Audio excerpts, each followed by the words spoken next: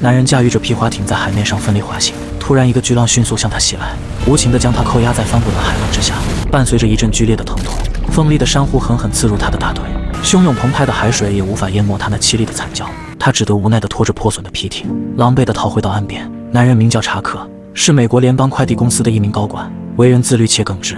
别人眼中的他生活光鲜亮丽，有个彼此相爱的女朋友凯莉，简直标准的人生赢家。但职业决定了他的工作忙碌，致使时间总是充满紧迫，因此时常冷落凯莉。这天是圣诞节，正和女朋友聚会的查克收到公司通知，需要紧急出差。凯莉对此习以为常，但也难掩失落。他亲自开车将查克送到机场，并在分别前送给他一个礼物，那是一个印有自己照片的怀表。查克也送给他一个礼物，那是他的求婚戒指，他要女友在新年夜才能打开。他承诺会在那之前赶回，随后便匆匆登上了飞机。殊不知就是这趟航班改变了两人一生的轨迹。当查克从飞机上醒来时，得到了一个不好的消息，由于天气原因，飞机此时已经偏航了200英里。查克看着女友送的怀表，突感一阵心情烦闷，于是他来到洗手间洗了把脸。就在这时，飞机突然失压，卫生间的门被瞬间冲开，飞行员赶紧拉着他回到座位，他们要准备在海上迫降。紧接着飞行员将充气救生艇交给他，让他赶紧做好系上安全带。飞机此刻正在急速下坠，距离海面已不足3000米。就在这时，查克发现了掉在地上的怀表，救生衣在右，怀表在左。短暂犹豫后，他解开安全带，踉踉跄跄地向怀表扑去。拿到怀表后，他想去拿救生衣，但倾斜的飞机导致他寸步难行，他只能紧紧地抓住防护网。飞行员发现他不在座位后，立刻解开安全带上前帮助，但突如其来的强烈颠簸将飞行员甩了出去，脑袋受到撞击的他顿时血流如注。此时飞机即将开始迫降，查克望着眼前的一幕屏住了呼吸。在飞机与海面接触的一瞬间，海水瞬间涌入机舱，直接将没系安全带的查克冲到一旁。但万幸他没有受伤，他浮出水面大口呼吸。就在这时，头顶传来响动，巨大的压力使得机身断裂解体，海水开始倒灌，而这也恰巧给了查克一个活下去的机会。他打开充气救生艇，利用产生的浮力将它向上拉去，可配套的器材却不慎被卡住。下沉的飞机拖着救生艇，仿佛要将他们一同拉进海底的深渊。但查克命不该绝，连接的绳子承受不住压力，突然断掉，救生艇就这样拽着他逃出升天。他用尽浑身力气爬上救生艇，死死抓住边缘的绳子，然而却一点一点飘向还在运转的发动机。看到身后的危险，他立马转过头拼命滑动。就在这时，发动机起火爆炸，冲击波将他掀翻，再次掉进海里。他再次挣扎着爬到救生艇上，身后的飞机慢慢解体，宛若一只咆哮的深海巨兽，慢慢地沉了下去。但危机并没有结束，此刻的海上漆黑一片，狂风裹挟着海浪一次次冲向他，他只能紧紧地挽着救生艇的绳子，不被冲下去。不知过了多久，救生艇突然泄了气，尖锐的礁石将其刺破，这也意味着他离岸边不远了。他用尽最后一点力气，摸索着爬到了岸上，随后再也支撑不住倒了下去。当第一缕阳光拂过他的脸上时，查克睁开了眼睛。万幸他最终还是活了下来。劫后余生的他并未因此清醒，因为他不知道在这个陌生的地方他将面临着什么。他沿着海边向着岛内探索，边走边捡起飞机上散落的物品。将快递放在树下后，他开始尝试在这无人的荒岛上寻找人类的踪迹。 Hello, anybody？ 没有回应，迎接他的只有无尽的海浪和呼啸的海风。很显然，这是一个无人踏足的荒岛。查克在沙滩上留下求救的字符，希望路过的飞机能看到。接着他用救生筏搭建了一个简单营地，然后坐在原地等待。夜幕很快降临，期待逐渐被恐惧代替。经常流落荒岛的都知道，对于一个养尊处优的现代人而言，在一个伸手不见五指的陌生海岛上，面临的心理压力可想而知。这晚查克睡得并不安稳，身后的树林中时不时会传来响声，这让查克汗毛倒立。仿佛看不到的树林中，有食人族的部落或者凶猛的野兽正在对他虎视眈眈。就这样，他躲在救生筏里待到了天亮。第二天，他发现写下的求救字符被海水冲刷的只剩一半，于是他用树干重新拼了一个。飞机上散落的快递接二连三地冲到岸边，他将这些打捞上岸搬回了营地，但却并没选择打开，因为诚信是查克的人生准则，即便流落荒岛，他也依旧要坚守客户的信任。就在这时，昨晚的那个声音又出现，查克的精神当即紧张了起来。正在他犹豫是否上前查看时，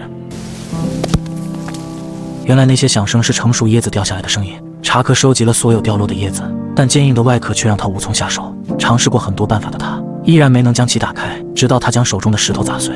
看着石头锋利的边缘，查克一愣，接着他剥掉外皮，再用石头尖钻出一个小口。就这样，这个现代人类在这个荒岛上正式进入了17时代。尽管椰汁略带涩味，但在这一刻却胜过了所有的甘露琼浆。吃饱喝足后，他开始探索小岛周围。查克想要去最高的地方，但锋利的石头却让他步履蹒跚。他用石头割下裤子的布料，在袜子里垫上树叶，这样一双简易的鞋子就做好了。当他爬到山顶时，失望了，这里的确是一座孤岛，除了自己以外，只剩四周无垠的大海。正当他不知该怎么逃出去时，远处沙滩上漂浮着的身影引起了他的注意。他以为是和自己一样的幸存者，翻转过来后才发现他已经没有了生命迹象。查克将他拖到岸边，收集了他身上有用的物品，一双还算合脚的鞋子以及手电筒。他拿出钱包查看这位遇难者的姓名，接着将一张全家福照片塞进他的口袋，随后挖了一个简单的坟墓，将他安葬于此，并为他标注了名字以及生日和遇难日。有了手电筒之后，查克的世界再也不是漆黑一片，每晚他都盯着女友的照片默默发呆。查克意识到这样下去无异于等死，他一定要想办法活下去。于是他不再消沉，他把树叶上的露水收集到椰子壳里，这是这个荒岛唯一的淡水来源。他把木棍用石头削尖用来捕鱼，但没有任何经验的他却总是空手而归。这晚夜里他来到海边放便，却意外发现远处有灯光闪烁。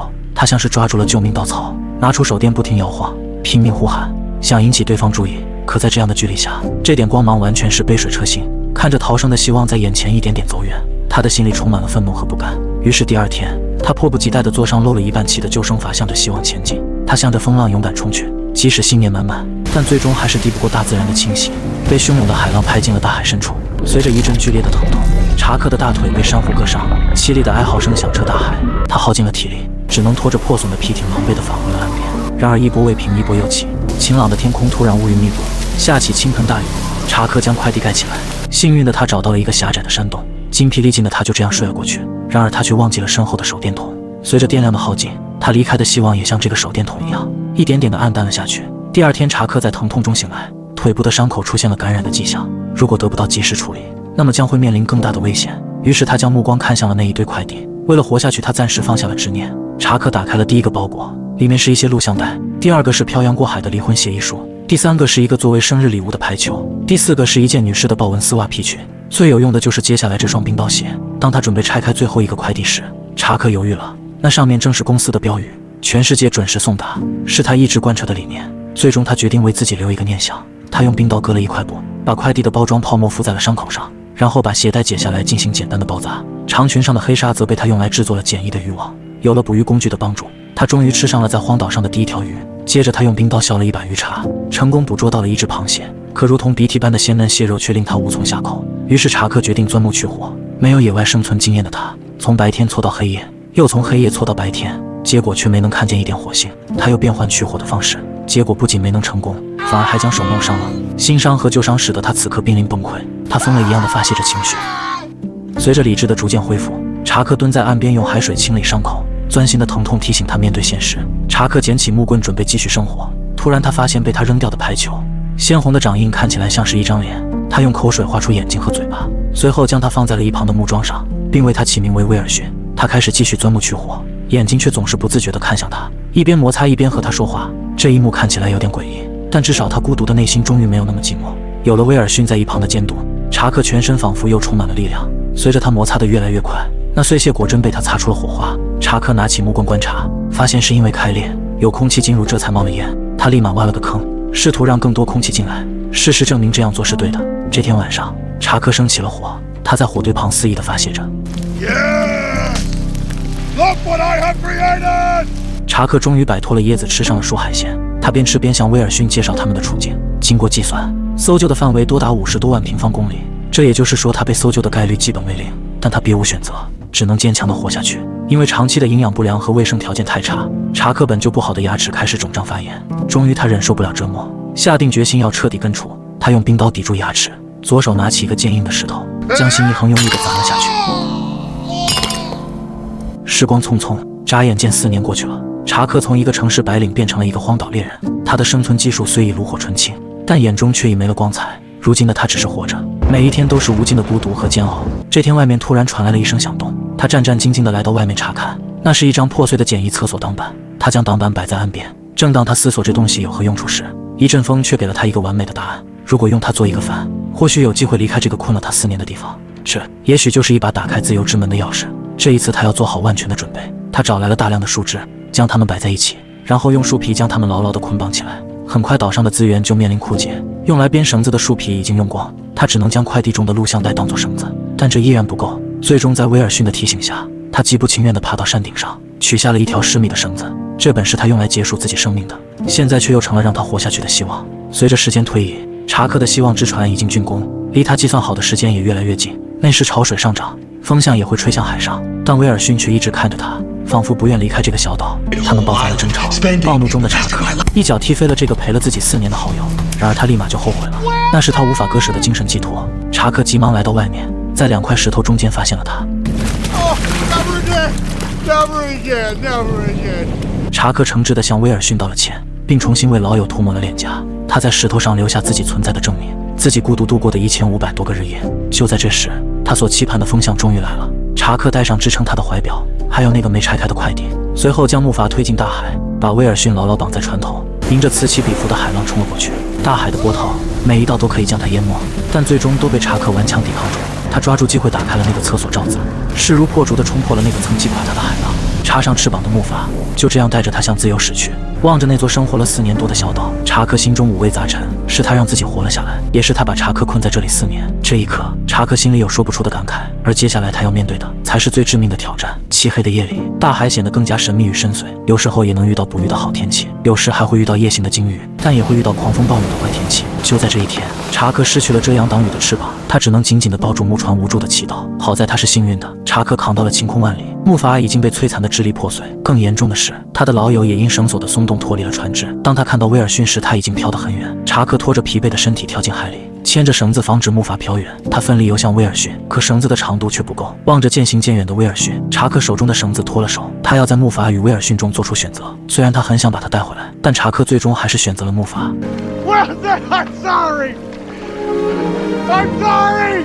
失去精神寄托的查克万念俱灰，他扔掉了船桨，任由自己在海上漂流，就这么静静地等待着大海的吞噬。不知过了多久，一艘庞然大物从他背后缓缓驶过，随行的鲸鱼叫醒了查克。他用尽最后一丝力气扭头望去，一艘硕大的货轮如天神降临般出现在了自己面前，无需他再发出任何声音，船上的人已经发现了他。这天，女友得知查克的消息后昏了过去。4个星期后，查克重获新生，他参加了一场回归仪式，死而复生和生存事迹让他的知名度传遍了大街小巷。但查克对这一切并不关心，他只想见到4年未见的未婚妻。然而当查克满怀期待地在会议室等待他时，推门而入的却是一个男人，他是凯莉的现任丈夫。对方一直在安抚查克的情绪，并为妻子解释，当初得知查克失事的消息，他也是痛不欲生，直到官方宣布遇难，他才决定投入新的感情。查克一时间不知该如何接受。当他透过窗帘看到泣不成声的凯莉，瞬间明白这一切并不是他的错，而是造物弄人，送走了派对上的亲朋好友，生活又回归平静。在城市中备受青睐的帝王蟹，在岛上却一文不值，而荒岛上费尽心力燃起的火焰，在城市中却只需要按下一个按钮。晚上，查克还是打车来到了凯莉家，